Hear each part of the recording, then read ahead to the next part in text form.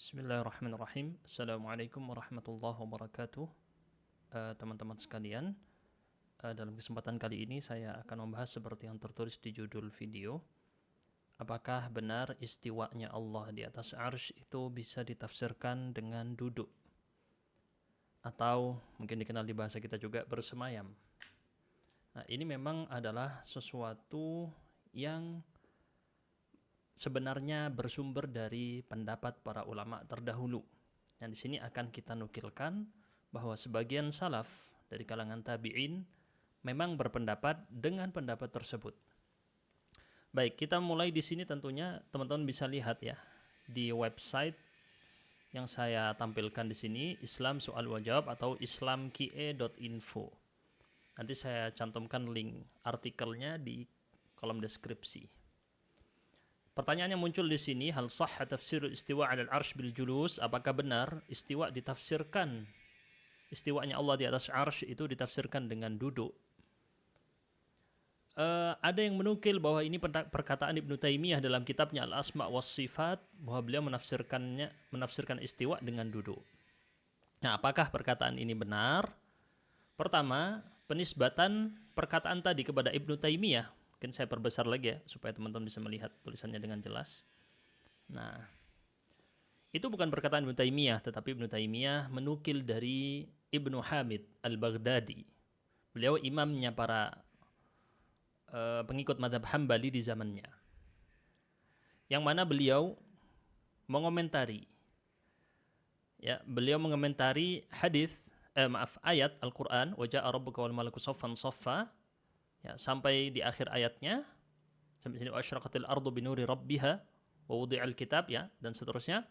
Maka beliau mengatakan tentang ayat ini adalah dalil bahwa Allah apabila telah mendatangi mereka para makhluk di hari kiamat, lalu Allah duduk di atas kursinya. Nah, lafaz ini jalasa ala kursiyyihi, Allah duduk di atas kursinya. Maka kemudian asyraqatil ardu kulluha bi anwarihi, maka seluruh bumi mendapatkan cahaya dari cahaya-cahaya Allah. Dengan cahaya Allah tadi terterangi seluruh bumi di hari kiamat. Baik, ini bukan perkataan Ibnu Taimiyah, tetapi Ibnu Taimiyah menukil perkataan Ibnu Hamid barusan sebagaimana disebutkan dalam Majmu' Fatawa Ibnu Taimiyah. Jelas ya teman-teman ya. Dan Ibnu Taimiyah tidak memiliki kitab yang disebut dengan Al-Asma' was Sifat, tidak ada. Beliau tidak pernah memiliki kitab tersebut. Mungkin sebagian orang mengumpulkan pendapat Ibnu Taimiyah lalu dikarangkan menjadi kitab Al-Asma' was Sifat ini ya. Kata perkataan sini, intaza'u ba'dul muhaqqiqin. Jadi diambil dari Majmu' Fatawa lalu dikumpulkan jadi satu buku khusus tentang Asma' was Sifat. Baik, jadi pertama ini bukan perkataan Ibnu Taimiyah, tapi Ibnu Taimiyah hanya menukil. Dan tidak ada perkataan Ibnu Taimiyah sama sekali yang menafsirkan istiwa dengan duduk. Ya, hanya saja beliau menukil apa yang muncul dari hadis-hadis Rasul dan juga menukil perkataan ulama tentang itu. Jadi bukan pendapat beliau, tapi beliau hanya menukil bahwa ada pendapat ulama mengatakan begini dan ada juga hadis yang meriwayatkan seperti ini. Nah, karena tadi bahas tentang hadis ya, teman-teman, bisa dilihat di sini ya. Poin yang kedua, telah datang beberapa hadis yang menjelaskan tentang duduknya Allah Ta'ala di atas kursinya. Tetapi sanad-sanadnya ini diperbincangkan. Maksudnya diperbincangkan ini ada yang mengatakan sanadnya ini kuat atau bisa diterima, tapi ada juga yang menolaknya. Baik, kita akan nukilkan hadisnya, diriwayatkan oleh At-Tabarani dalam kitabnya Mu'jam Al-Kabir. Dari Tha'labah bin Al-Hakam, Rasulullah SAW bersabda, Allah berfirman kepada para ulama di hari kiamat, idza qa'ada ala kursihi, saat Allah duduk di atas kursinya untuk memutuskan perkara atau menghakimi para hambanya. Inni lam aj'al ilmi wa hikmati fikum.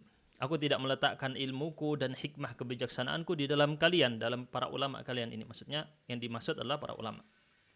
Illa kecuali wa ana urid an aghfira lakum ala ma kana minkum wala ubali. Melainkan aku hanya ingin mengampuni kalian dan aku tidak peduli walaupun dosanya ala ma kana minkum, sebanyak apapun.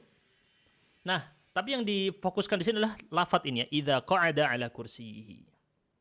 disebutkan bahwa di dalam hadis ini Allah duduk di atas kursinya. Ya, dalam hadis riwayat Tabarani tadi, At-Tabarani. Hadis ini sanadnya dinyatakan jayyid. Jayyid itu bagus, hasan ya istilahnya. Ibnu Katsir mengatakan hadis ini tidak apa-apa, diterima riwayatnya. Isnaduhu jayyid, hasan. Tidak ada masalah. Nah, As-Suyuti juga mengatakan yang semisal dalam Al-La'ali Al-Masnu'ah, lahu tariqun la ba'sa bihi, ada sanad hadis yang bisa diterima. Nah, sanadnya ada beberapa jalur, nah ada jalur yang diterima. Nah, sekalipun diterima ya oleh As-Suyuti dan juga Ibnu Katsir, tetapi ternyata di dalam sanadnya ada Al-Ala ibn Maslamah. Ini salah satu poin penting di dalam riwayatnya ya, di dalam sanadnya maksudnya. Ada yang berperan penting di situ dalam penyebaran hadis, Al-Ala bin Maslamah. Semuanya harus melewati jalurnya dia. Kira-kira begitu ya. Bukan berarti, nah ini sayangnya saya tidak bisa tampilkan. Kapan-kapan mungkin kita buatkan bagan untuk sanadnya. Kebetulan ini belum kita siapkan untuk itu. Kawan-kawan boleh ya kalau teman-teman mau request. Jadi Al-Ala bin Maslamah di sini adalah seorang yang dhaif jiddan. Sangat lemah hadisnya. Di sini bahkan ada yang menuduh seorang Al-Ala bin Maslamah ini dengan pemalsu hadis. Gitu ya. Jadi dia tertolak sebenarnya riwayat yang tadi di sini. Baik, secara ringkas ya, Abdurrahman Al-Allamah Abdurrahman Al-Muallimi, ulama hadis dari Yaman, beliau mengomentari perkataan As-Suyuti tadi ya. Kana rijalu su'in la yubali ma rawa wala ala ma aqdam. La yahillu liman 'arafahu ay yarwiya anhu. Pokoknya intinya perkataannya di sini,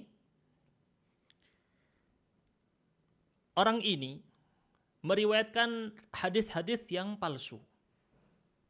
Ya, tidak boleh dijadikan hujjah, jadikan pegangan orang ini, karena dia melakukan pemalsuan hadis. Jadi ini adalah yang dituliskan sendiri ya di dalam kitab, di dalam At-Tahdzib min kalamihim fahal hadza tawthiq. Yani jelas maksudnya Abdurrahman Al-Muallimi di sini istilahnya mengcounter ya perkataan As-Suyuti dari bahwasanya sanadnya tidak masalah, ternyata ada masalah. Bahkan masalahnya luar biasa. Oke, intinya berarti adalah hadis ini hadis yang lemah sekali, bukan hanya lemah biasa tapi sangat lemah, dikarenakan salah satu periwayatnya dia itu seorang pemalsu atau telah dinukil darinya dia meriwayatkan hadis-hadis palsu. Ya. Oleh karenanya Syekh Al-Albani rahimahullah mengatakan hadis ini hadis palsu, maudhu' bihadzal tamam. Tapi sebagiannya berarti kalau beliau maudhu' bihadzal tamam, kalau yang versi lengkapnya ini adalah versi palsu. Kalau beliau bilang kayak gitu, berarti ada versi yang tidak sempurna, ada versi yang lain yang itu tidak sampai derajat palsu. Baik. Kemudian jadi poin yang kedua tentang hadis yang mengatakan bahwasanya hadis disebutkan bahwa Allah duduk di atas kursi, hadisnya ini adalah hadis yang lemah sekali atau bahkan palsu. Nah, terkait kenapa Ibnu Katsir mensahihkan ya atau As-Suyuti mengatakan hasan, Ibnu Katsir juga mengatakan. Nah, ini biasanya ya, terjadi ada kesalahan dalam melihat orangnya. Nah, ini belum kita lihat kenapa Ibnu Katsir, tentu ada penjelasannya masing-masing ya. Jadi biasanya, ini contoh biasanya ya, salah menduga bahwa Ala bin Mas'ud dikirain Ala yang lain mungkin ya. Biasanya kayak gitu. Dan juga ada alasan-alasan yang lain, biasanya disangkanya. Jadi ada yang disebut dengan istilah waham di dalam ilmu hadis ya. Biasanya ada waham, oh salah terka. Itu biasa. Itu biasa. Yang penting kita tahu bahwasanya orang ini tidak bisa diterima hujjahnya Al-Ala bin Maslamah. Baik, poin yang ketiga. Yang datang di dalam Al-Quran Al-Karim, Allah itu istawa alal arsh. Lafadznya pakai istawa. Tidak pernah ada datang lafadz qa'ada atau jalasa, duduk. Tidak ada. Akan tetapi, sebagian tabi'in, murid-muridnya para sahabat, mereka menafsirkan istawanya Allah ini, istiwa ini tadi, dengan ulu. Ulu itu naik, di atas, berada di atas. Irtifa' berada di atas. Oke? Wal qu'ud, ada juga yang menafsirkan duduk, wal julus. Oke ya? Dan para imam-imam, ulama-ulama besar menukil riwayat-riwayat dari para tabi'in tentang penafsiran kata istiwa dengan julus. Jadi banyak yang menyatakan hal tersebut. Dan mereka yang menukil tidak mengingkarinya. Jadi ini perkataan para tabi'in hanya dinukil dan mereka tidak mengomentari. Oh, tidak bilang, oh ini tidak benar, ini tidak boleh meriwayatkan, tidak boleh mengatakan Allah itu duduk misalnya. Para ulama, imam-imam besar di masa lalu tidak mengomentari hal ini. Baik, khususnya ini para imam-imam ahli hadis. Qala Adz-Dzahabi. Baik, kita lihat perkataan Al-Imam Adz-Dzahabi di dalam kitabnya Al-Arsh. Seperti yang dilihat di sini ya, teman-teman bisa lihat. Abdullah bin Ahmad bin Hanbal, anaknya Imam Ahmad bin Hanbal, menukil dalam kitabnya As-Sunnah wa Radd 'alal Jahmiyah dari ayahnya, dari Abdurrahman bin Mahdi, dari Sufyan Ats-Tsauri, dari Abi Ishaq As-Sabi'i, dari Abdullah bin Khalifah, dari Umar radhiyallahu anhu, Umar bin Al-Khattab, yang mana lafadznya adalah idza jalasa ar-rabbu 'alal kursi. Ketika Tuhan duduk di atas kursinya, sumi'a lahu atit. Terdengar darinya bunyi atit. Atit ini adalah bunyi rintihan atau kalau di perut itu rintihan ya, tapi kalau ini bisa juga biasanya kalau orang Arab menggunakan kata atit untuk hewan-hewan tunggangan, maka dia merintih karena tumpangannya. Ya, merasa berat dengan tumpangannya. Biasanya seperti itu. Maka dia merintih. Ini namanya atit dalam istilah orang-orang Arab. Maka terdengar mungkin kalau bahasa di Indonesia yang resmi derak ya. Suara derak seperti deraknya pelana rahl. Ini pelana yang masih baru. Pelana itu tempat duduknya di atasnya kuda itu biasanya ya. Jadi ketika Allah duduk di atas kursi maka terdengar suara ini seperti suara pelana baru yang berbunyi karena ditumpangi sesuatu. Oke, ini tentu bukan hadis marfu' kepada Nabi sallallahu alaihi wasallam, tapi perkataan Umar Ibn Al-Khattab di sini ya. Dan tidak dinukil apakah di sini marfu' atau tidak, hanya perkataan Umar. Maka faqsha'arra rajulun, kemudian samahu Ubay, kayaknya ini Ubay ya. Maka ketika riwayat ini disampaikan oleh Waki' bin Al-Jarrah, gurunya Imam Syafi'i, ada orang yang dia itu merinding bulu kuduknya ya. Maka Waki' marah. Wa qala adrakna al-A'mash, kami menemui A'mash, al-A'mash salah satu ulama hadis besar. Wa Sufyan ini dimaksud antara Ats-Tsauri atau Ibnu Uyainah, saya tidak tahu ya. Yuhadditsuna bihadhil ahadits wa la yunkirunaha. Mereka menyampaikan hadis-hadis seperti ini. Wah, Allah itu duduk dan mereka tidak mengingkarinya. Maksudnya isyarah di sini berarti merinding sampai berubah raut wajahnya kayak loh kok gini sih gitu ya. Merasa asing dengan kata-kata ini. Maka Waki' marah dan menegur. Itu ulama-ulama besar di masa lalu, tidak ada yang mengingkari hadis ini. Kenapa kamu mau mengingkarinya? Oke ya. Maka kemudian Adz-Dzahabi, qultu, di sini perkataan Al-Imam Adz-Dzahabi. Ini masih perkataan Adz-Dzahabi ya. Nanti Adz-Dzahabi sampai sini perkataannya nih, yang sini ya. Jadi ini semua masih perkataan Adz-Dzahabi. Qultu, berkata Al-Imam Adz-Dzahabi, wa hadzal hadits sahihun 'inda jama'atin minal muhadditsin. Hadis ini sahih bagi kalangan ahli hadis. Diriwayatkan oleh Dhiya Al-Maqdisi dalam kitab sahihnya. Dan dia termasuk dalam syarat sahihnya Ibnu Hibban. Ya. Dan aku tidak tahu apakah Ibnu Hibban menerbitkan hadis ini atau tidak. Fa inna 'indahu anna al-'adl al-hafidh idza haddatsa 'an rajulin lam yu'raf bi jarhin fa inna dzalika isnadun sahih. Kalau ada seorang yang adil hafidh meriwayatkan dari seorang yang tidak diketahui dengan jarh, memang dia tidak mungkin yang dimaksud adalah majhul ya. Ada orang yang majhul di sini. Ada orang yang tidak dikenali apakah dia itu dipercaya atau tidak dipercaya. Tapi karena yang meriwayatkan darinya adalah seorang yang adil dan hafidh, maka sanadnya dianggap sahih. Ini adalah syaratnya Ibnu Hibban. Ini faedah hadis dari Adz-Dzahabi. Ini adalah syarat Ibnu Hibban. Makanya kita lihat banyak para perawi yang dia itu majhul tapi disahihkan oleh Ibnu Hibban atau ditautsiq Ibnu Hibban, sehingga para ulama mengatakan bahwa tautsiq, rekomendasi bahwa orang ini dipercaya oleh Ibnu Hibban ini kurang kuat karena beliau sendirian, sedangkan ulama-ulama yang lain tidak mengatakan bahwa dia itu terpercaya atau tidak. Maksudnya tidak ada perkataan tentang dia sehingga dia majhul. Nah, ini di ilmu hadis ya, teman-teman. Sebagai faedah. Nah, ini adalah gaya syaratnya Ibnu Hibban yang barusan disampaikan. Fa inna indahu, dhamirhu di sini kembali ke Ibnu Hibban. Dhamirhu di sini kembali ke Ibnu Hibban. Bagi Ibnu Hibban syaratnya itu adalah orang yang adil dan hafid kalau meriwayatkan dari seorang yang majhul, yang tidak dikenali statusnya apakah dia terpercaya atau tidak, maka sanadnya adalah sahih menurut Ibnu Hibban. Dan barusan riwayatnya ini adalah seperti itu. Barusan riwayatnya adalah seperti itu. Nah, saya kurang tahu siapa yang dimaksud karena kalau di sini terpercaya semua, mungkin Abdullah bin Khalifah ini ya. Abdullah bin Khalifah. Abu Ishaq As-Sabi'i memang ada perkataan tentang beliau. Ya, ada bukan semua riwayatnya Abu Ishaq As-Sabi'i diterima. Baik, kita lanjutkan. Fa in kana haula'il a'immah, semua para imam besar tadi ya, beliau sebutkan Abu Ishaq As-Sabi'i, Ats-Tsauri, Sufyan Ats-Tsauri, Al-A'mash, Israil, Abdurrahman bin Mahdi, Abu Ahmad Az-Zubairi, Waqi' bin Al-Jarrah, gurunya Imam Syafi'i. Abdurrahman bin Mahdi ini yang minta kepada Imam Syafi'i tuliskan kitab untuk dipakai. Akhirnya Imam Syafi'i mengarang kitab Ar-Risalah. Ini asal muasal pengarangan kitab Ar-Risalah yang menjadi pionir dalam kitab usul fikih ya, itu berdasarkan request dari seorang Abdurrahman bin Mahdi. Dan kawan-kawannya Imam Ahmad bin Hanbal, guru-gurunya Imam Ahmad bin Hanbal ya, wa ghairuhum mimman yatulu dzikruhum, dan banyak sekali ulama-ulama besar di masa itu. Terlalu panjang kalau disebutkan, kata Az-Zahabi, yang mana mereka adalah para pelita umat di masa itu. Mereka telah menerima hadis ini sepenuhnya. Tidak ada yang mengomentari hadis ini. Tidak ada yang mengomentari hadis ini. Walam yungkiru, tidak ada yang mengingkarinya. Walam yat'anu fi isnadih, tidak ada yang menyerang sanadnya, tidak ada.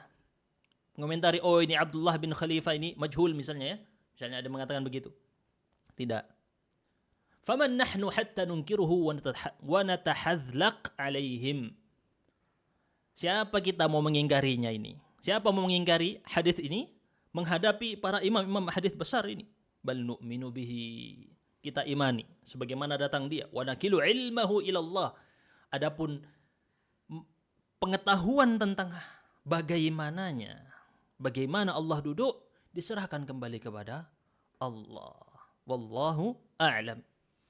Qala al-Imam Ahmad, Imam Ahmad bin Hanbal mengatakan, la nuzilu an rabbina sifatan min sifatihi. Ingat, ini Imam Ahmad bin Hanbal, beliau diazab, disiksa oleh orang-orang Mu'tazilah ya, dikarenakan pendapat tentang asma wa sifat, yang sehingga kemudian Imam Ahmad bin Hanbal pendapatnya dalam asma wa sifat disepakati oleh seluruh ulama Ahlus Sunnah bahwa mereka berpegang dengan pendapatnya Ahmad bin Hanbal. Lihat perkataan Imam Ahmad bin Hanbal rahimahullah, la nuzilu an rabbina sifatan min sifatihi li syana'atin syunni'at. Kami tidak menghapus atau meniadakan sifat dari Tuhan kita, satupun sifat tadi, hanya karena aneh. Syana'ah, syunni'at, karena ada keanehan atau ada sesuatu yang dianggap tercela. Wa inna bata anil asma', walaupun dia itu asing di telinga kita. Kita dengar, oh, masa berbunyi seperti bunyinya pelana kuda yang masih baru. Nah, aneh kan? Banyak kan sifat-sifat yang datang itu kan terkadang aneh di telinga kita. Tapi kita walaupun mendengarnya terasa asing karena ini perkara gaib, tidak boleh kita hapus sifat tadi. Karena imannya kita dahulukan. Kita beriman sebagaimana yang datang dalam riwayat-riwayat atau wahyu yang sudah sampai kepada kita. Adapun tentang bagaimananya, detail-detailnya, itu bukan urusan kita. Urusan kita hanya apa? Beriman, selesai. Tidak perlu pusing mikir, nanti Allah begini, nanti Allah begini, nanti Allah begitu. Ini adalah logika-logika tambahan yang ditambahkan di atas wahyu, sedangkan wahyu tidak meminta kita untuk itu. Fanzur ila Waqi' bin Al-Jarrah. Lihat di Waqi' tadi ya. Lihat ada orang berubah raut mukanya, wajahnya, mendengarkan hadis tadi. Marah Waqi' bin Al-Jarrah. Marah. Ini perkataan Az-Zahabi ya. Beliau mengingatkan bagaimana Waqi' mengingkari orang yang mau mengingkari hadis ini padahal sekedar raut muka. Ya teman-teman ya. Baik. Kemudian sebenarnya di sini dinukil di antara perkataan-perkataan para salaf, para tabi'in, di antaranya Kharijah bin Mus'ab ad-Dubai, tetapi beliau adalah seorang periwayat hadis yang dhaif. Akan tetapi Ya, tidak semua periwayat yang dhaif kemudian akidahnya tercela, enggak. Ini di sisi hadis memang beliau lemah, tetapi dalam akidah beliau diambil. Dalam akidah, dan bukan hanya beliau, juga banyak periwayat hadis yang lain yang dikomentari dalam hafalannya atau mungkin periwayatannya, tetapi dia ahlus sunnah. Tapi dia ahlus sunnah.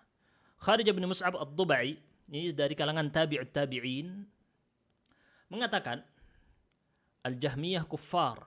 Mereka para Jahmiyah adalah orang-orang kafir. Sampaikan kepada istri-istri mereka bahwa mereka telah tertalak. Tidak halal bagi suami-suami mereka. Jangan kalian kunjungi orang-orang yang sakit dari antara mereka. Jangan kalian hadiri jenazah-jenazah mereka ketika lagi meninggal. Lalu membacakan ayat Al-Quran di surat Taha sampai kepada ayat Ar-Rahman 'alal 'arsy istawa. Ar-Rahman yang maha pengasih berada di atas arsy, melakukan istiwa. Maka beliau mengatakan wahal yakunul istiwa'u illa bijulus. Tidaklah istiwa terjadi kecuali dengan duduk. Istiwa artinya adalah duduk. Ini perkataan Kharijah bin Mus'ab ad-Dubai dari kalangan tabi'it tabi'in, masih termasuk dari generasi salaf terdahulu. Dan ini juga diriwayatkan dari siapa? Al-Hasan Al-Basri dan juga dari Ikrimah. Ikrimah muridnya Ibnu Abbas radhiyallahu anhum jami'an. Mereka berdua menafsirkan kata istawa dengan jalis, duduk. Jalis, duduk, ditafsirkan dengan duduk. Atau bersemayam di dalam bahasa yang lebih, sebentar ini, kamera saya freeze ya. Bersemayam atau duduk. Oke, dan tidak ada yang mengomentari bahwa Kharijah bin Mus'ab atau Hasan Basri atau Ikrimah adalah golongan musyabbihah, mujassimah, menganggap Allah punya jisim, Allah punya tubuh. Oh, Allah ini menyerupakan Allah dengan makhluknya. Tidak ada yang mengatakan seperti itu. Siapa yang berani mengatakan Al-Hasan Al-Basri adalah seorang yang menyerupakan Allah dengan makhluk? Ada enggak? Nah, wa minas salaf, dan kalangan para salaf juga ada yang mengatakan bahwa istiwa artinya adalah qu'ud. Qu'ud juga sama artinya duduk secara sekilas, tapi memang ada perbedaan tentang antara julus dengan qu'ud. Sebagaimana dinukil dalam tafsirnya As-Suddi dari Abi Malik dan Abi Saleh dari Ibnu Abbas radhiyallahu anhum, ini sahabat Nabi yang mengatakan ya. Ar-Rahmanu 'alal 'arsy istawa artinya adalah qa'ada, duduk. Oleh karenanya Asy-Syaikh Abdurrahman bin Nasir As-Sa'di, seorang ahli tafsir, beliau mengatakan nuthbitu annahu 'ala 'arsyihi, kita tetapkan Allah di atas 'arsy-Nya. Istawa, dia Allah istiwa dengan istiwa yang paling pantas untuk Allah. Jelas ya? Sama saja apakah istiwa tadi ditafsirkan dengan berada di atas, naik ke atas, ya, irtifa' dan ulu ini berada di atas atau naik ke atas, atau diartikan dengan istiqrar, ada yang menafsirkannya istiqrar, menetap, berada. Ada juga yang menafsirkan dengan al-julus, duduk. Maka semua penafsiran ini datang dari para salaf terdahulu. Siapa kita? Di hadapan mereka tadi. Jelas ya teman-teman ya? Ini Asy-Syaikh Abdurrahman Nasir As-Sa'di mengatakan ada tafsir yang mengatakan begini, ada semuanya dari para salaf terdahulu. Kita hanya menukil, adapun ilmunya kita tidak tahu. Maksudnya ilmunya di sini kaifiyahnya bagaimananya kita tidak tahu, detail-detailnya bagaimana, tidak bisa kita ketahui. Murid dari Syekh Abdurrahman Nasir As-Sa'di yaitu Syekh bin Utsaimin rahimahullah ditanya tentang kitabnya Uthman Ad-Darimi, kitab beliau Ar-Rad 'ala Bashr Al-Murisi. Bishr atau Bashr, saya Bishr ya kalau nggak salah ya. Bishr Al-Marisi atau Al-Murisi, Al-Marisi kayaknya. Intinya beliau punya kitab khusus untuk membantah orang-orang yang mengatakan bahwa istiwa itu harus dihapus. Maknanya tidak ada. Istiwa artinya adalah menguasai. Nah, beliau bantah. Dan kemudian beliau Uthman Ad-Darimi menukil bahwa arti dari istiwa adalah al-julus, duduk. Maka apa pendapat Syekh Ibnu Utsaimin tentang ini? Beliau mengatakan istiwa 'ala syai'. Kata istawa di dalam bahasa Arab ya, itu memang datang dengan makna duduk. Kita lihat di dalam ayat Al-Qur'an, wa ja'ala lakum minal fulki wal an'ami ma tarkabun litastawu 'ala zuhurim. Lihat, ketika kata 'ala digandengkan dengan kata istawa, litastawu. Ini istawa aslinya ya. Istawa kemudian litastawu. Allah yang menciptakan bagi kalian ya dari hewan-hewan ataupun perahu yang kalian naiki, transportasi kendaraan, litastawu agar kalian apa ini? Istiwa di atas punggung-punggung kendaraan tadi. Haknya kembali ke ma di sini ya. Jelas teman-teman ya. Jadi istiwa di sini adalah duduk. Yang dimaksud di dalam ayat ini. Jelas. Jadi dalam bahasa Arab istiwa artinya juga duduk. Jelas dalam bahasa Arab ada arti itu. Tidak dipungkiri. Ayatnya jelas sebagai dalil di sini. Oke? Disepakati ini tentang makna ini? Disepakati. Jelas ya? Nggak mungkin ada orang ya naik unta sambil berdiri. Ya ada mungkin, tapi kan nggak lumrah. Namanya orang naik kendaraan tadi duduk di atas kendaraan tadi. Ini kata Syekh Ibnu Utsaimin. Oke. Nah, pertanyaannya sekarang, apakah istawa atau istiwa tadi kalau dinisbatkan kepada Allah juga bermakna duduk atau tidak? Nah, ini yang menjadi sesuatu yang perlu dibahas. Jadi harus ditelusuri lagi. Kalau memang riwayatnya sahih dari para salaf bahwa mereka menafsirkan istiwa dengan duduk, maka mereka para salaf a'lamu minna bihada, lebih berilmu dibanding kita. Wa illa fa fihi nadhar, kecuali tapi kalau enggak begitu, kalau memang dia tidak sahih maka tidak bisa diterima atau bisa enggak bisa diterima, fihi nadhar. Jelas ya? Nah, adapun bagaimananya istiwa itu sudah jelas, itu sesuatu yang tidak bisa diketahui. Bagaimana Allah istiwa, ya? Bagaimana itu udah lengkap semuanya. Nanti Allah berada di mana? Di atas, di bawah. Itu. Rincian-rinciannya ini yang datang setelahnya. Nanti kemudian kalau misalnya arsy belum ada, Allah ada di mana? Dan seterusnya. Nah, ini adalah kaifiyah, bukan ranah akal kita untuk masuk ke situ.